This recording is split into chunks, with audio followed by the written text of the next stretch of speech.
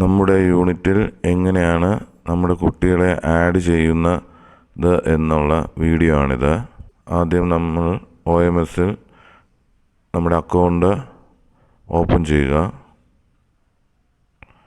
അത് നമ്മുടെ മെയിൽ ഐഡിയും നമുക്ക് തന്നിരിക്കുന്ന പാസ്വേഡും കൊടുത്ത് ലോഗിൻ ചെയ്യുക.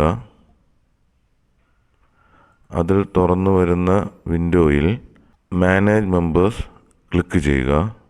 അതിൽ ആഡ് യൂണിറ്റ് മെമ്പർ ഉണ്ട്, അത് ക്ലിക്ക് ചെയ്യുക. അതിൽ first name, middle name, last name, father name, email, mobile, Aadhaar, date of birth ഇത് ഇത്രയും കൊടുക്കുക. ഇത് ശ്രദ്ധിക്കേണ്ട കാര്യം മിഡിൽ നെയിം ടൈപ്പ് ചെയ്യേണ്ട. അതായത് ഇപ്പോൾ ഒരു കുട്ടിക്ക് 3 പേരുണ്ടെങ്കിൽ, അതായത് ആകാശ്, ബിനു, BS ആണെങ്കിൽ ആകാശ് സ്പേസ് ബിനു ഫസ്റ്റ് നെയിമും കൊടുത്തിട്ട് ലാസ്റ്റ് നെയിമിൽ BS കൊടുക്കുക. അതുപോലെ രോഹിണി RS ആണെങ്കിൽ ഫസ്റ്റ് നെയിമിൽ രോഹിണി എന്ന് കൊടുക്കുക, ലാസ്റ്റ് നെയിമിൽ RS എന്നും കൊടുക്കുക. മിഡിൽ നെയിമിൽ കൊടുക്കരുത്. മിഡിൽ നെയിമിൽ ഒന്നും ടൈപ്പ് ചെയ്യേണ്ട. അതുപോലെ പേര് ക്യാപിറ്റൽ ലെറ്ററിലാണ് ടൈപ്പ് ചെയ്യേണ്ടത്. അപ്പോൾ എൻ്റെ സ്റ്റുഡൻ്റെ പേര് അനുഷ് ബിനു. ഞാൻ മിഡിൽ നെയിം കൊടുക്കുന്നില്ല, ഇനിഷ്യൽ BS എന്ന് കൊടുത്തു. ഫാദർ നെയിം കൊടുത്തു, അത് ക്യാപിറ്റൽ ലെറ്ററിൽ തന്നെ ബിനു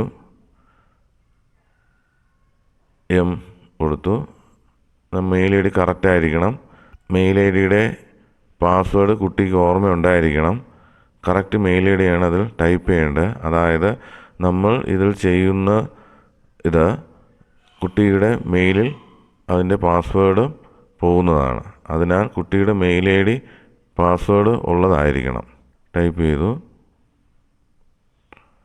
അപ്പോൾ ടൈപ്പിന് ശ്രദ്ധിക്കേണ്ടത് ചിലപ്പോൾ Gmailന് GMAI കാണത്തില്ല, ചിലപ്പോൾ gmail.c കാണത്തില്ല. അപ്പോൾ മെയിൽ ID കറക്റ്റായിട്ട് ടൈപ്പ് ചെയ്യുക.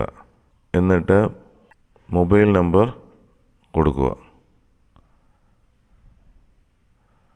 എന്നിട്ട് ആധാർ നമ്പർ കൊടുക്കുക.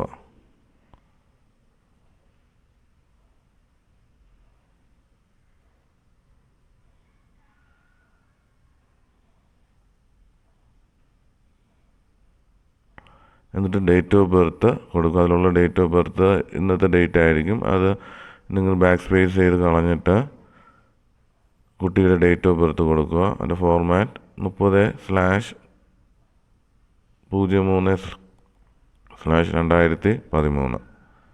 എന്നിട്ട് ഇവിടെ ചെയ്യേണ്ടത് സേവ് ആണ് ചെയ്യേണ്ടത്, ആഡ് കൊടുക്കരുത്.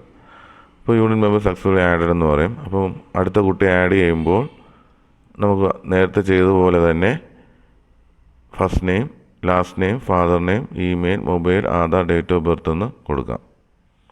എന്നിട്ട് ഈ കുട്ടിയെ അറിയാൻ വേണ്ടി അറിയുന്നതിന് വേണ്ടി മാനേജ് മെമ്പേഴ്സിൽ ചെക്ക് ചെയ്താൽ മതി. അപ്പോൾ നമുക്കത് കറക്റ്റായിട്ട് കാണും. അതിൽ ആ കുട്ടിയുടെ UIDയും കാണും.